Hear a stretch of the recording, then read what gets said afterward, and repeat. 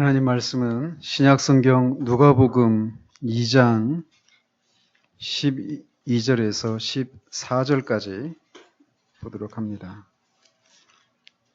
신약성경 누가복음 2장 12절에서 14절까지입니다. 하나님 말씀 받으실 때 자리에서 일어나 주시기 바랍니다. 하나님 말씀이 이러합니다. 너희가 가서 강보에 쌓여 구유에 뉘어 있는 아기를 보리니 이것이 너희에게 표적이니라 하더니 호련히 수많은 천군이 그 천사들과 함께 하나님을 찬송하여 이르되 지극히 높은 곳에서는 하나님께 영광이요 땅에서는 하나님이 기뻐하신 사람들 중에 평화로다 하니라. 아멘.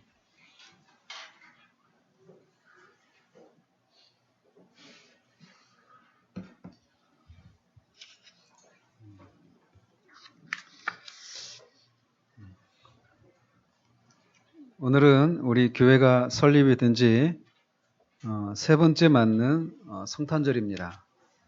우리가 매 성탄절마다 우리가 누가복음 2장을 연속적으로 강의하고 있습니다. 그래서 지난 두 번에 걸쳐서 2장 1절에서 11절까지 우리가 살펴보았고 오늘은 12절에서 14절까지를 중심으로 살펴보도록 하겠습니다.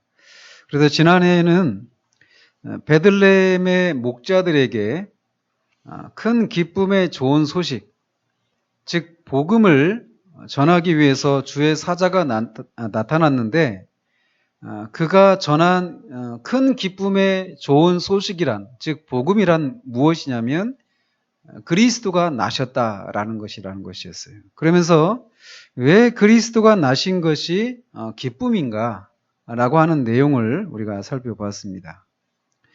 오늘 본문에는 이어서 이제 우리가 본문을 살펴볼 것인데 이 본문은 아주 유명한 그런 찬송입니다. 지극히 높은 곳에서는 하나님께 영광이요 땅에서는 그의 기뻐하심을 받은 자들 중에 평화로다. 그래서 하늘엔 평화, 하늘엔 영광, 땅에는 평화라고 하는 이런 이 내용이 비단 교회에서만 널리 알려져 있는 것이 아니라 이런 내용은 세상에서도 널리 알려져 있고 또 세상도 소망하는 그런 내용이기도 합니다. 그래서 오늘 같은 날 뉴스를 보면 성당이나 대형 교회, 우리 같이 작은 교회에서 예배 드리는 모습은 뉴스에 안 나와요. 대형 교회나 이런 데서 예배 드리는 모습, 또 로마 카톨릭 베드로 성당에서 드리는 그 미사의 장면이 꼭 뉴스에 등장하죠. 그러면서 그것과 대비해서 이 전쟁 지역에 있는, 분쟁 지역에 있는 그 전쟁의 참상과 그 비참함들을 같이 이렇게 비춰주면서 오늘 이 하루만이라도 그렇게 세상의 평화를 위해서 오신 그 아기 예수의 그 정신이 이 땅 가운데 임하기를 바란다라고 하는 이런 내용의 뉴스를 우리는 꼭 몇 곡지를 이렇게 보게 됩니다. 세상은 늘 전쟁과 다툼과 그로 인한 비참함이 있어 왔기에 오늘 같은 날만이라도 평화가 있기를 소망하면서 그렇게 오늘 하루를 지내죠. 근데 오늘 본문은 우리에게 세상이 그토록 소망하는 평화가 어떤 종류의 평화이고 또 그것이 어떻게 가능한가를 천사들의 찬송을 통해서 알려주고 있습니다. 목자들에게 나타난 천사는 그들에게 큰 기쁨의 좋은 소식을 전하면서 그 좋은 소식이란 다른 것이 아니라 오늘 다윗의 동네에 구주가 나셨으니 곧 그리스도 주시니라 이렇게 말을 하고 12절에서 강보에 쌓여, 즉 우리가 아이가 태어나면 이 천 같은 걸로 싸잖아요. 그죠? 그렇게 그런 강보에 쌓여서 구유에 누워있는 아기가 바로 그리스도 주시라고 말을 하고 있습니다. 강보에 쌓여있는 아이가, 그것도 마구간에서 태어난 아이, 그리고 그 아이의 부모는 나사렛이라고 하는 촌동네에서 살고 있는 목수에 불과합니다. 그런 부모를 둔 아이, 그렇게 마구간에서 태어난 그 비천한 아이가 세상의 구주이시고 그리스도라고 천사가 말을 하고 있어요. 이 예수님이 나중에 주님이 되시고 그리스도가 되시기 위해서 아기로 태어난 것이라고 말하고 있지 않고 바로 그 아기가, 바로 지금 그 마구간에 누워있는 아기가 지금 주님이시고 그리스도다라고 말을 하고 있다는 것을 우리가 주목할 필요가 있습니다. 초대교회 영지주의자들은 인간 예수가 세례 요한에게 세례를 받을 때 그리스도가 그에게 들어갔다라고 말을 합니다. 그리고 그가 십자가에 죽을 때 인간 예수만 죽고 그 예수 안에 있었던 그리스도는 빠져나가셨다. 이렇게 말을 합니다. 그러나 그런 주장은 이 천사가 전한 이 한마디 말, 이 한 구절만으로도 얼마든지 우리가 반박을 할 수가 있어요. 천사는 이 아기, 이 사람인 이 아기가 나중에 그리스도가 된다거나 주님이 된다라고 말하고 있지 않고 지금 주님이시고 지금 그리스도라고 말하고 있어요. 제가 이것을 강조하는 것은 어떤 교회 목사님이 영지주의자들이 주장하는 그 주장을 하고 있어요. 지금 현재 말이에요. 그래서 인간 예수가 세례 요한에게 요단강에서 세례를 받을 때 그리스도가 그에게 들어갔대요. 저는 그런 이단이 초대교회만 있는 줄 알았는데 지금도 있더라고요. 지금도. 그러면서 그분이 또 주장하기를 인간 예수에게 그리스도가 들어왔기 때문에 인간 예수와 그리스도를 구분을 해야 된다. 이렇게 주장을 하고 있어요. 이거는 초대교회 네스토리우스라고 하는 사람이 주장했던 이단입니다. 이단적인 가르침이에요. 근데 지금 그런 가르침이 전해지고 있어요. 근데 오늘 9절에서는, 12절에서는 삼위일체의 제2위로 계시는 영원하신 그리스도께서 사람이 되셨다라고, 인성을 취하시고 인간이 되셨다라고 말씀하고 있어요. 그 인간이, 그 아기가 주님이시고 그리스도라고 말하고 있어서 인간 예수와 그리스도를 분리하고 있지도 않고 나중에 그가 그리스도가 되고 주님이 된다라고 말하고 있지도 않다라는 것입니다. 이런 가르침들은 철지는 가르침이 아니에요. 이미 교회에서 정죄를 받았던 그 가르침이 여전히 지금도 버젓이 전해지고 있는 현실을 볼 때 우리가 이 진리를 붙드는 이것이 얼마나 중요한가를 알 수 있습니다.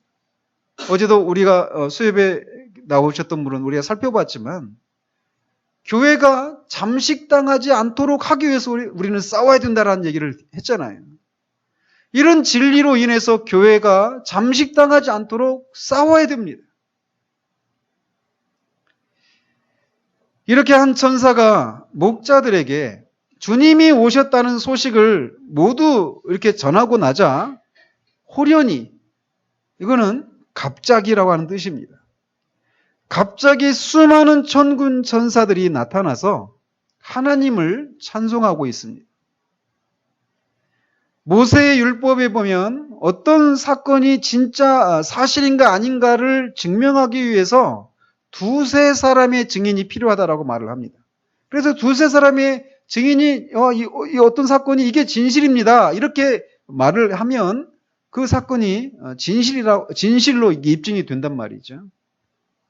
그런데 수많은 천사들이 하나님을 찬양하면서 그 한 천사가 전한 하나님의 아들에 관한 소식이 사실이다라고 하는 것을 증거하고 있으니 천사가 전한 사실이 진실이라고 하는 것을 입증하기에 충분하다라고 하는 것을 우리가 알 수 있습니다. 한편 목자들이 이렇게 수많은 천군 천사들이 와서 하나님을 찬양하는 그런 장면을 보았을 때 얼마나 놀랐겠습니까? 그 앞에 9절에서 보면 천사가 목자들에게 나타났을 때 천사는 목자들에게 두려워하지 말라라고 말을 합니다. 천사를 보는 것은 흔한 일이 아니었고 실제로 사사기에서 보면은 삼손의 아버지도 그 주의 사자를 보았을 때 보고 나서 내가 죽게 되었다라고 말을 합니다. 또 기드온도 여호와의 천사가 나타났을 때 그를 만나고 나서 자기가 죽을 줄 알았어요. 그런데 그가 살아난 것을 보면서 여호와 샬롬이라고 하는 그런 기념비를 세우는 것을 봅니다. 천사를 만나는 것, 영적인 존재인 천사 앞에 죄인이 서는 것은 두려운 일이었습니다. 죽을지도 모른다라고 하는 그런 두려움을 갖게 만드는 그런 일이었는데 한 천사도 아니고 수많은 천군 천사들이 갑자기 나타나서 하나님을 찬양할 때 이 목자들은 완전히 그 상황에 압도당하고 말았을 것입니다. 천사들은 14절에서 지극히 높은 곳에서는 하나님께 영광이요 땅에서는 하나님이 기뻐하신 사람들 중에 평화로다라고 찬양을 합니다. 여기에는 대비가 이렇게 나타나고 있습니다. 먼저 지극히 높은 곳과 대비를 이루고 있는 표현이 있어요. 그게 뭡니까? 땅입니다. 지극히 높은 곳과 땅이 대비를 이루고 있고 하나님과 사람들. 근데 그 사람들이 어떤 사람들이라고요? 기뻐하심을 입은 사람들. 하나님과 사람들이 대비를 이루고 있고 또 한 가지 또 대비가 있는데 영광과 평화입니다. 이런 대비가 있는 그런 찬양을 그들이 하고 있습니다. 그들은 지극히 높은 곳에서는 하나님께 영광이요라고 먼저 하나님을 찬송합니다. 그리고 나서 사람들에게 임할 평화를 찬송하고 있습니다. 우리는 이 순서도 중요하게 생각을 해야 됩니다. 언제나 우리가 먼저가 아니라 하나님이 먼저입니다. 그들이 하나님을 찬송하는 것은 이 하나님의 아들 그리스도가 이 땅에 오셔서 하실 일을 통해서 하나님께서 어떻게 영광을 받으시는지를 이 천사들이 알기 때문에 찬송을 하고 있는 것입니다. 찬송을 할 때는 그 찬송에 대한 이유가 있는 것이에요. 이 천사들이 지극히 높은 곳에서는 하나님께 영광이요라고 말할 때는 그 하나님께 영광이 돌려지는 일이 있기 때문에 그것에 근거해서 찬송을 하는 것이라는 거죠. 그들은 지극히 높은 곳에서, 즉 하늘에서 모든 존재들이 하나님을 찬송하게 될 것이라고 하는 것을 알고 있기 때문에 이런 찬송을 먼저 하나님께 올려드리고 있는 것입니다.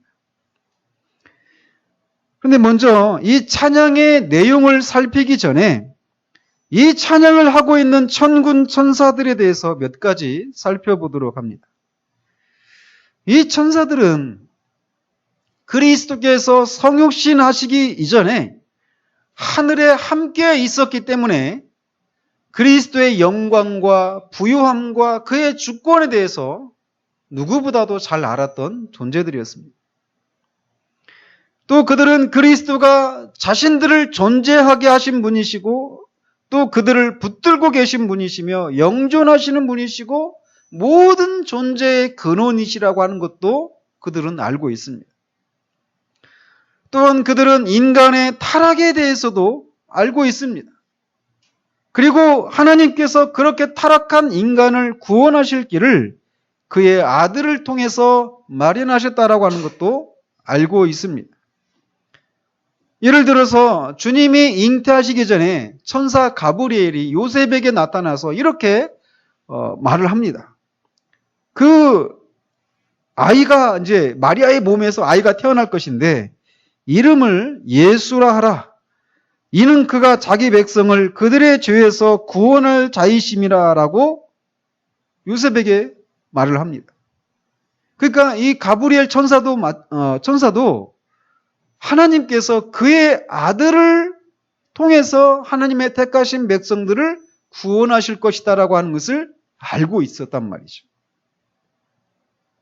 천사들은 하나님께서 타락한 그의 백성들을 구원하시기 위해서 부요하신 그의 아들을 이 땅에 보내셔서 가난하게 만드시고 이 땅에 머무르시면서 백성을 대신하여 형벌을 당하시고 죽음으로 그의 백성들을 구원하실 것이라는 사실을 알았단 말이죠.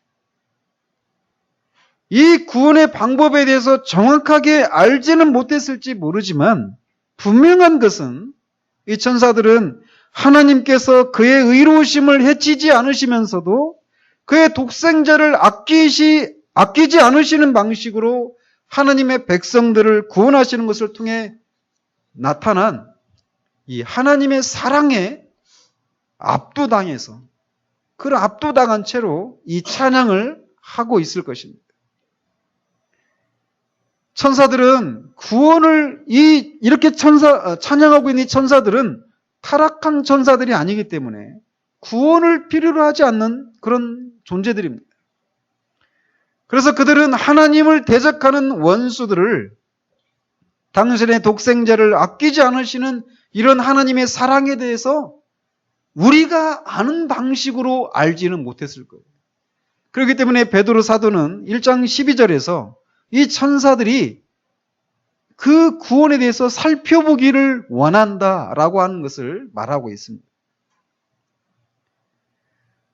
천사들은 이렇게 하나님께서 그의 아들을 이 땅에 보내시고 율법에 순종하게 하시고 십자가에 죽으시고 다시 살아나시는 것을 통해서 구원을 이루시는 그런 것을 통해서 또 그의 성령을 보내 그의 아들이 이루신 그 구원을 그의 백성들에게 적용하시는 이런 모든 구원의 이 과정들을 통해서 하나님께서 영광을 받으실 것을 알고 찬송을 하고 있는 것입니다. 이 그리스도를 통한 이 구원의 방식을 통해서 하나님이 얼마나 지혜로우신 분이시고 그분이 얼마나 사랑이 많으신 분이시며 그분이 얼마나 능력이 많으신 분이신가를 드러나게 될 것이란 말이죠. 천사들은 이것을 알고 하나님께 영광이 될 것을 찬송을 하고 있는 것입니다. 또 하나님께 영광이 돌려지는 것은 이렇게 하나님이 성육신하신 그의 아들을 통해서 하실 그 구원의 일을 통해서도 하나님의 영광이 드러나서 천사들이 찬송하게 되겠지만 그것만이 아니라 성육신하신 그의 아들을 통해서도 하나님의 영광이 드러날 것을 천사들은 알고 있습니다. 그래서 사도 요한은 요한복음 1장 18절에서 이렇게 말을 합니다. 본래 하나님을 본 사람이 없으되 아버지 품속에 있는 독생하신 하나님, 즉 성자 하나님이 그 보이지 않았던 하나님을 나타내셨다라고 말을 하고 있습니다. 즉 성육신하신 하나님이신 예수 그리스도는 보이지 않는 하나님이 어떤 분이신지를 드러내시는 분이시라는 거예요. 그러니까 주님이 잡히시기 전날 밤에 12제자 중에 하나였던 빌립이 주님한테 이렇게 요청을 하잖아요. 주님, 우리에게 하나님을 보여주십시오. 이렇게 말을 합니다. 그러니까 주님이 너희가 나와 이렇게 오랫동안 있었는데 아직도 나한테 아버지를 보여달라고 하느냐. 나를 본 자는 아버지를 본 것이다 라고 말씀을 하십니다. 즉 우리 주 그리스도는 이 땅에서 사시는 그 삶을 통해서 그가 하시는 일을 통해서 하나님 아버지께서 하나님이 어떤 분이신가를 드러내시는 그런 분이시라는 것이죠. 천사들은 이렇게 그 성육신하신 아들을 통해서 드러날 하나님의 어떠하심, 그 하나님의 영광을 알기에 지극히 높은 곳에서는 하나님께 영광이요라고 찬송하고 있는 거라는 것입니다. 그들은 요한계시록을 보면 아멘 찬송과 영광과 지혜와 감사와 존귀와 권능과 힘이 우리 하나님께 세세토록 있을지어다라고 찬양을 하고 있는 것을 봅니다. 그래서 그들은 이 순간만 하느님의 영광을 찬양하는 것이 아니라 영원토록 하느님의 영광을 찬양하고 있는 것을 보게 돼요. 이렇게 그들은 구원을 계획하신 성부 하나님만 찬양하고 있는 것이 아니라 계시록 5장 12절에 보면 죽임을 당하신 어린 양은 능력과 부와 지혜와 힘과 존귀와 영광과 찬송을 받으시기에 합당하도다라고 말을 해서 구원을 성취하신 예수 그리스도도 찬송하고 있는 것을 보게 됩니다. 하나님은 그가 하신 일과 또 그리스도를 통해서 그의 영광이 드러날 뿐만 아니라 그 구원의 사역을 통해서 구원을 받은 사람들로부터도 영광을 받게 되어 있습니다. 천사들은 지금 그 일이 이루어질 것을 바라보며 찬송을 하고 있는 것입니다. 이렇게 지극히 높은 곳에서는 하나님께 영광이 돌려지는 일이 일어난다면 땅에서는 하나님이 기뻐하신 사람들 중에 평화가 있을 것이라고 찬송을 하고 있습니다. 방금 전에도 말씀드린 것처럼 오늘은 세상에서도 세상의 평화를 기원하며 이 날을 기념하고 있습니다. 그런데 여기서 말하는 평화는 세상이 생각하는 그런 종류의 평화가 아닌 것을 우리는 알아야 합니다. 그리고 이 평화를 누리는 사람들도 온 세상이 아니라 하나님이 기뻐하신 사람들 중에 누려지는 것이라고 천사들은 이 평화를 누리는 사람들도 제한되어 있음을 이 찬양을 통해서 말해주고 있습니다.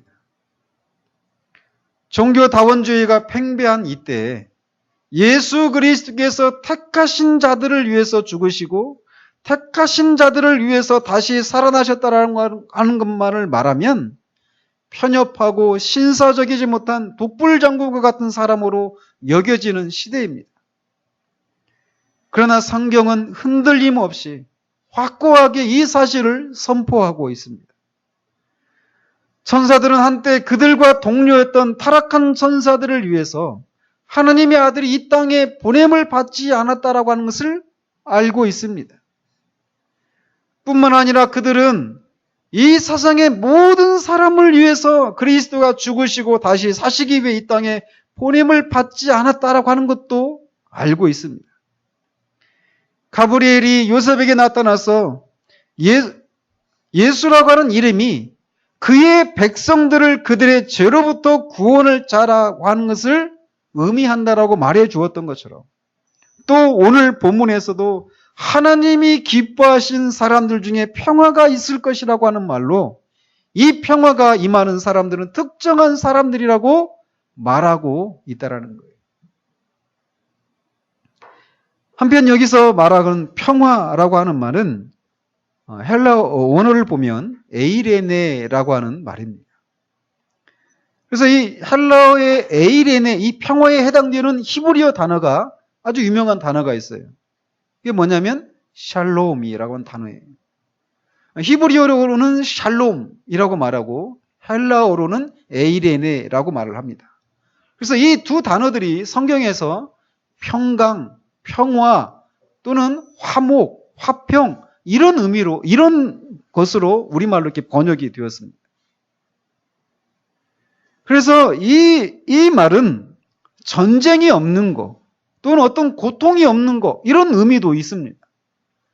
그리고 사람들 간에 서로 적대 감정이 없는 거 어떤 관계들 속에서 적대 감정이 없는 거 이것도 평화, 평강, 화목, 화평이라고 하는 말을 사용해서 나타내고 있습니다.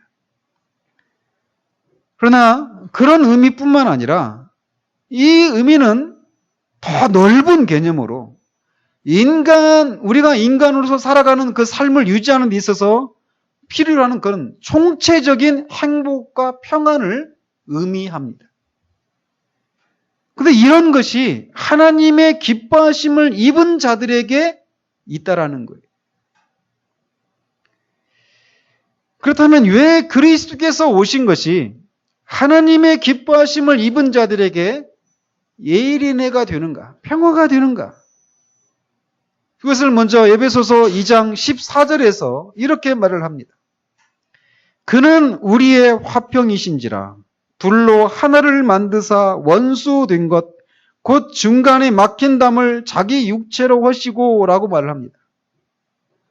여기서 말하고 있는 것은 그리스도가 우리의 화평이시다라고 말할 때 여기서 사용된 용어도 에이레네입니다. 똑같이 평화라고 하는 말과 똑같은 단어가 사용되고 있는데, 즉 이 에베소에서 말하고 있는 것은 그리스도께서 십자가에서 그의 몸을 찢으시고 피를 흘리심으로 하나님과 우리 사이에 원수 관계를 끝내시고 적대 감정을 제거하시고 화평을 이루시기 때문에 하나님이 기뻐하시는 자들에게 평화가 임한다라고 말하고 있습니다.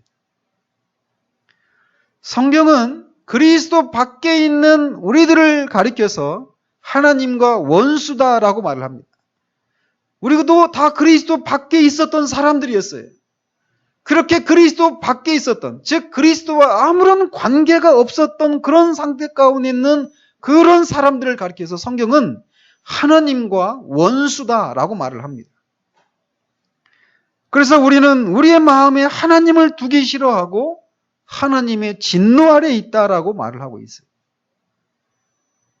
우리가 하나님의 진노 아래 있다라고 하는 것을 느끼고 있든지 느끼고 있지 못하든지 우리가 하나님의 진노 아래 있는 동안에는 우리는 평화를 누릴 수가 없습니다.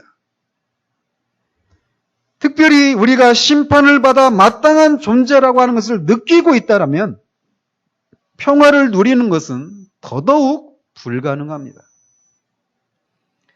옛날에 제가 방위를 받았습니다. 전 현역을 안 갔는데 방위를 받을 때 저녁에 이제 그 부대에 들어가서 밤새 이제 그 보초를 서는 거예요.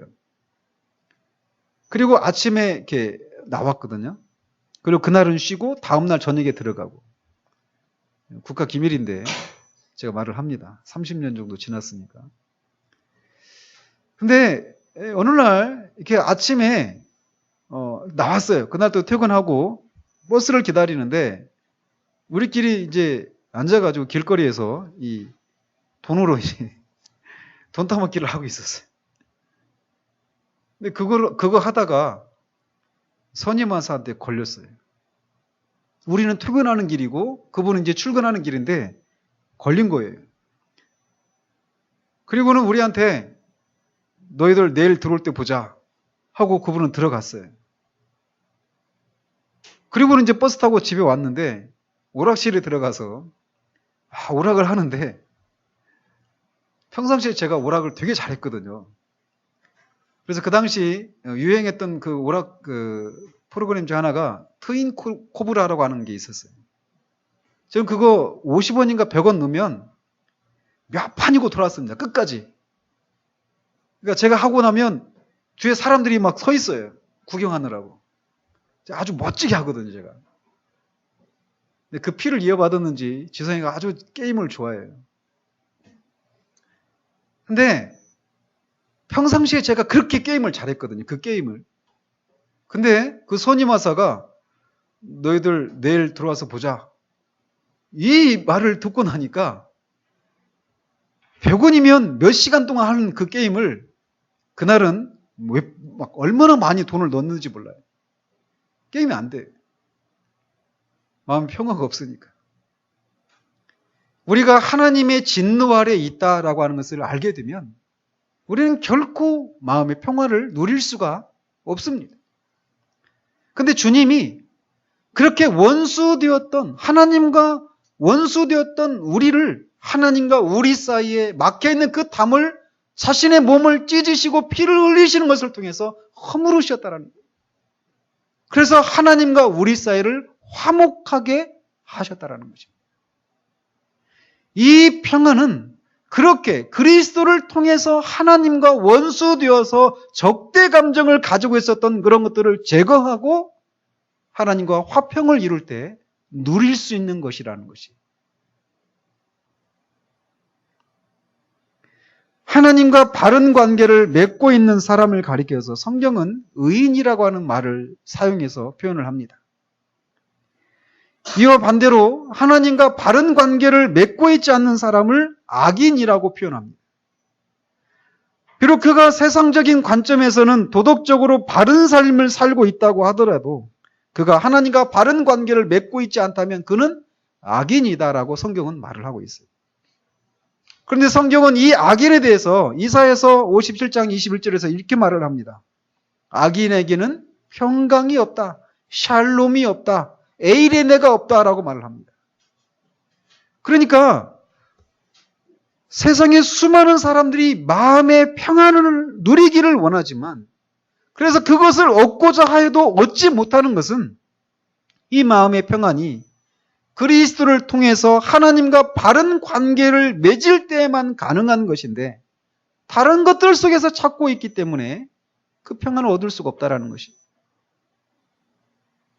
그런데 하나님은 우리가 원수였을 때 그의 아들을 우리들을 위해서 죽음에 아낌없이 내어주심으로써 우리와 하나님과의 사이에 막혔던 담을 허시고 우리에게 평화를, 평강을, 샬롬을, 에이레네를 허락하신 것입니다. 그러므로 이 성탄의 아침에 아직 그리스도를 하나님과의 막힌 담을 허시기 위해서 자신의 몸을 내어주신 구세주로 영접하지 못한 분이 계시다면 오늘 그분을 여러분의 구세주로 맞아들이시기를 바랍니다. 그리스도를 여러분의 구세주로 맞아들이는 순간 여러분은 그토록 찾았던 평안과 평강을 맛보게 될 것입니다. 오늘 또 우리 주님은 평강에 목말라 하는 자들에게 그분에게 와서 값없이 영원히 목마르지 않는 생수를 마시라고 부르시고 계십니다. 영접하는 자, 곧 그 이름을 믿는 자들에게는 하나님의 자녀가 되는 권세를 주신다라고 사도 요한을 통해서 말씀하고 계십니다. 하나님과 원수였던 자가 적대 감정을 없애고 화평을 이루는 것을 넘어서서 그리스도를 믿음으로 하나님의 자녀가 되는 특권을 주신다라는 거예요. 그러니 오늘 2000년 전에 베들레헴의 한 마구간에서 태어나시고 몫으로 나사렛에서 사시다가 십자가에 죽으신 예수가 바로 여러분과 하나님 사이에 막힌 담을 허시기 위해 오시고 죽으시고 다시 살아나신 구세주 그리스도이심을 믿으시기를 바랍니다. 그러면 즉시 여러분의 영혼은 에이레네를 누리게 될 것입니다. 더 나아가 하나님의 자녀가 되었으므로 하나님의 상속자가 되어서 그의 나라를 여러분의 유업으로 받게 될 것입니다. 평화의 근거는 바로 여기에 있습니다. 또한 하나님이 기뻐하시는 사람들 중에 평화를 누리는 것은 사람들 간의 화평이 이루어짐으로써 가능하다고 에베소서 2장 16절에서 18절까지 해서 말하고 있습니다. 사도 바울은 특별히 이방인과 유대인 간의 화평에 대해서만 말하지만 이것은 사람들과의 관계에서 적대감에 사라지는 것을 포함하기도 합니다.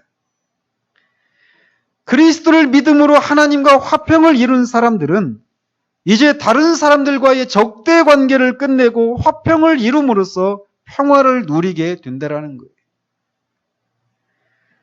다른 사람을 향한 마음의 원망과 증오, 미움은 우리가 평화를 누리지 못하는 이유 중에 하나입니다. 여러분 혹시 배너라고 하는 영화를 보셨습니까? 3시간 212분이니까 3시간 32분짜리 영화예요. 굉장히 긴 영화죠. 그 영화는 중간에 쉬는 시간도 있어요. 얼마나 긴지. 근데 그 영화, 그 긴 영화의 중심에 흐르는 중요한 감정이 무엇이냐면 바로 이 증오의 마음입니다. 미움입니다. 적대 감정입니다. 그래서 배너, 그 주인공, 배너의 주인공이 배너죠. 배너의 친구였지만 이 원수가 되어버렸던 이 배너의 친구 메살라와의 이 적대 감정, 이것이 그 긴 영화의 중심에 흐르는 감정입니다. 배너는 이 자신의 친구였던 메살라의 협조를 거부한 결과 억울한 누명을 쓰고 갤리선이라고 하죠. 노예들이 이 배 밑바닥에서 막 노를 젓는 그 전투함, 이걸 갤리선이라고 하는데, 그 갤리선에 끌려가게 돼서 무려 3년 동안 그 노를 젓는 일을 해요. 사슬에 묶인 채로 말이에요. 발에 도망가지 못하게.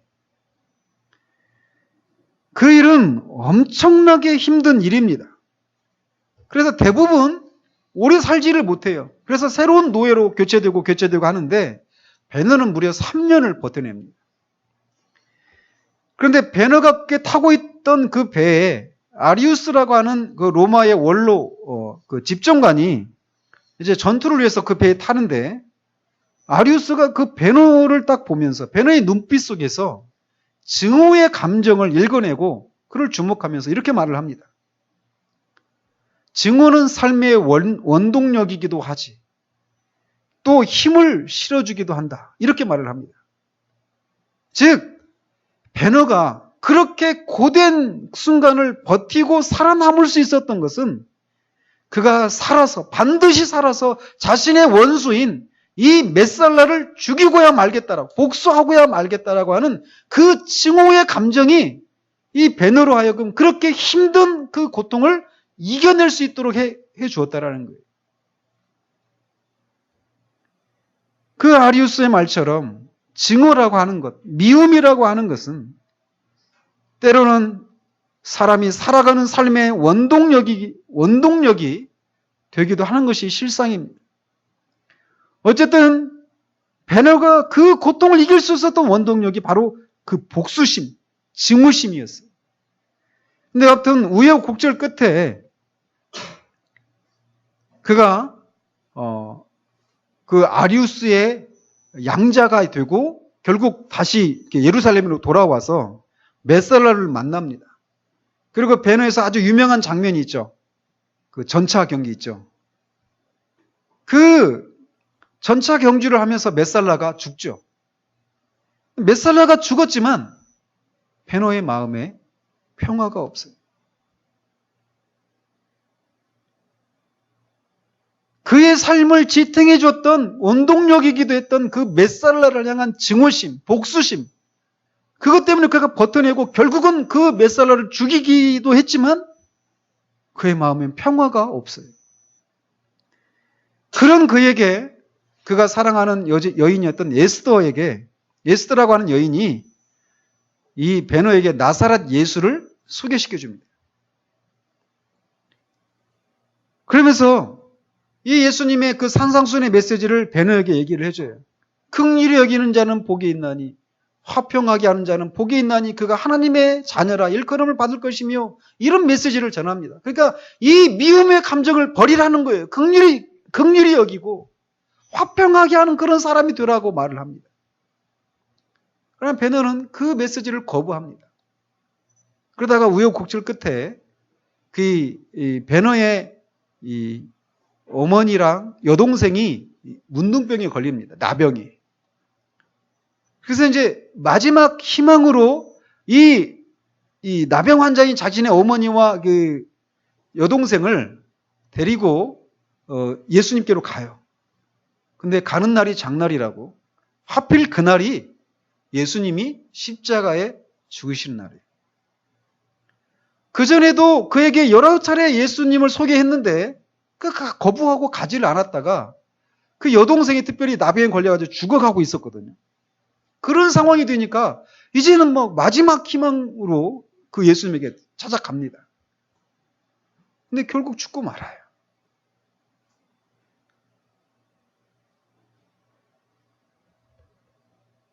베너는 자신의 어머니와 여동생을 살릴 마지막 희망이었는데 무기력하게 죽는 예수님을 보면서 크게 실망을 합니다. 그러면서 저렇게 죽으려고 왔는가? 이렇게 질문을 던져요. 그 동방박사에 해당하는 벨데사라라고 하는 사람이 등장하거든요. 그 사람과 대화 속에서 그렇게 얘기를 합니다. 그러니까 그 동방박사로 이렇게 분장한 그 발데사라고 하는 사람이 이제 시작일 뿐이다 이렇게 말을 합니다.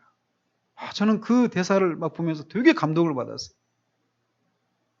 예수님이 죽어서 배너는 끝났다 이렇게 말을 하는데 동방박사는 이제 시작일 뿐이다 이렇게 말을 해요. 이 기독교의 역설입니다.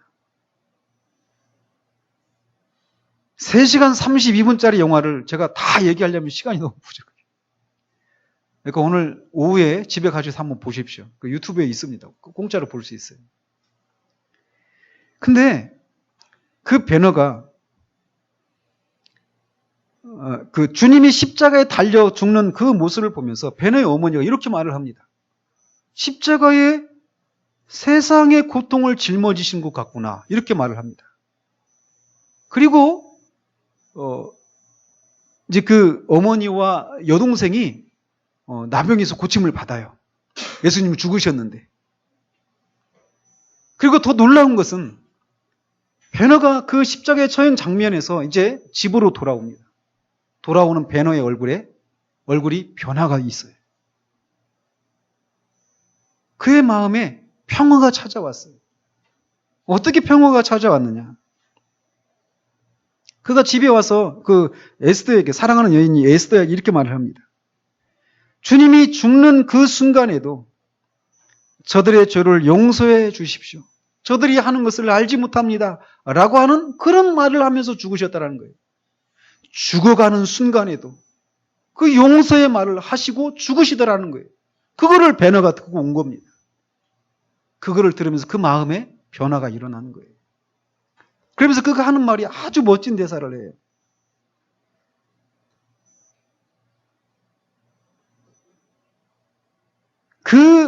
그분의 목소리가 내 손에서 칼을 빼앗아 갔어. 이렇게 말을 합니다.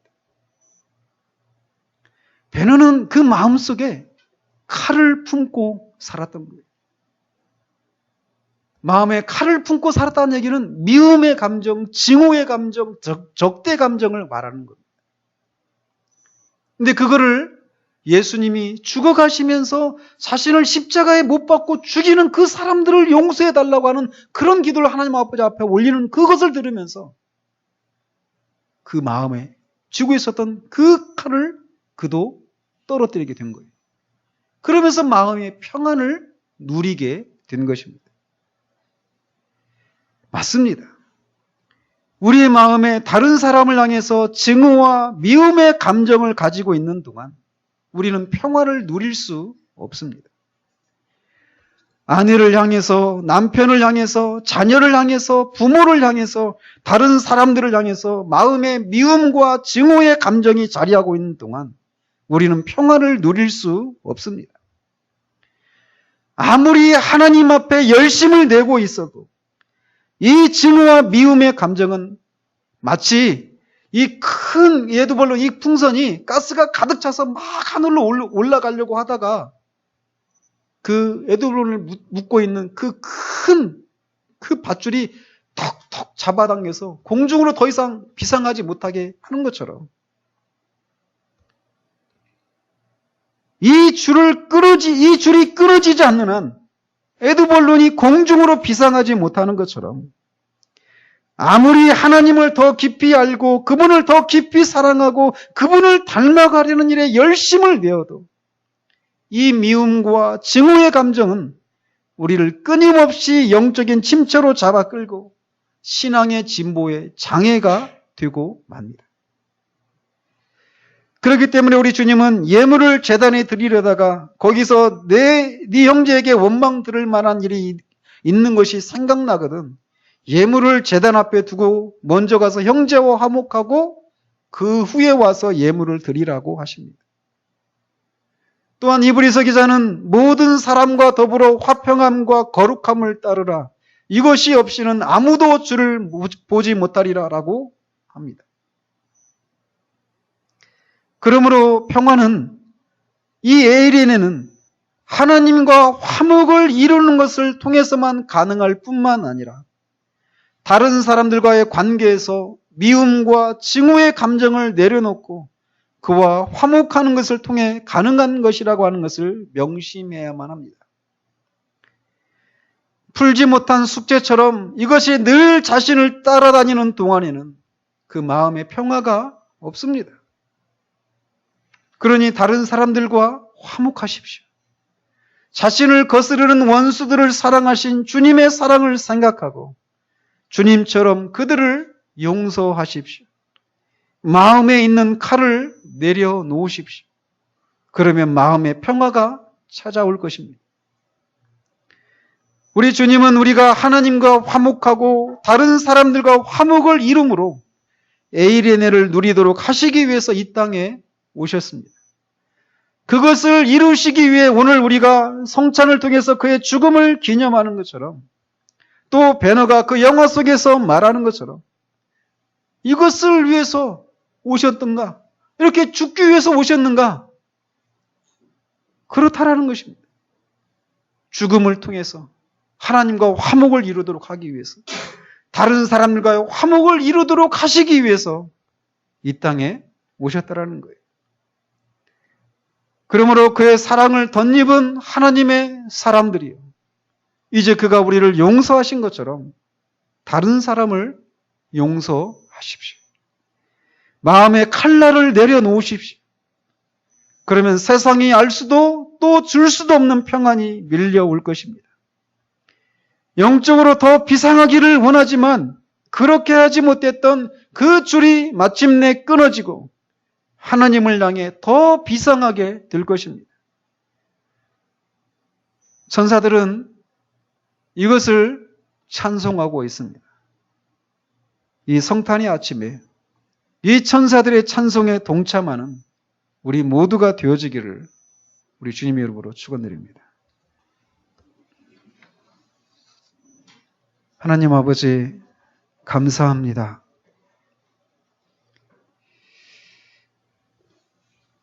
독생자 우리 주 예수 그리스도를 이 땅에 아낌없이 보내시고 십자가에 죽게 하심으로 하나님과 막힌 담을 허물게 하시고 하나님과 우리 사이에 화목을 이루도록 하신 은혜를 감사를 드립니다.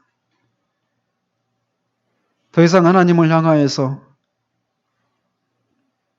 우리가 진노하리 있다라고 하는 이 두려움 때문에 평화를 누리지 못하는 그런 상태가 아니고 이제 하나님 앞에 하나님의 자녀가 되어 하나님과 그런 화목을 누릴 수 있도록 먼저 그 일을 행하신 하나님의 은혜를 감사를 드립니다. 뿐만 아니라 우리가 이 평화를 누릴 수 있는 것은 다른 사람들과의 관계 속에서 미움과 증오의 마음을 그 마음의 칼날을 내려놓는 것을 통해서 누릴 수 있게 된다는 것을 또 우리가 들었습니다. 하나님 우리 마음에 참으로 공중으로 비상하려고 하는 에도블론에 묶고 있는 그 끈처럼 영적으로 더 깊이 진보를 이루고 성장하는 데 장애가 되는 우리가 평화를 누릴 수 없었던 우리 마음에 있는 그 마음의 칼날을 우리 모두가 내려놓을 수 있는 우리가 되어지기를 원합니다. 우리 마음에 평화가 임하게 하시고 다른 사람과의 그런 평화를 통하여서 주님을 뵙는 그런 삶을 우리가 살 수 있도록 우리를 도우시기를 원합니다. 그런 삶을 통해 정말 하나님께 영광이 돌려지고 하나님만이 찬양을 받으시는 일들이 우리의 삶을 통해서 있어지기를 소원하옵고 우리 주 예수 그리스도 이름으로 기도합니다. 아멘.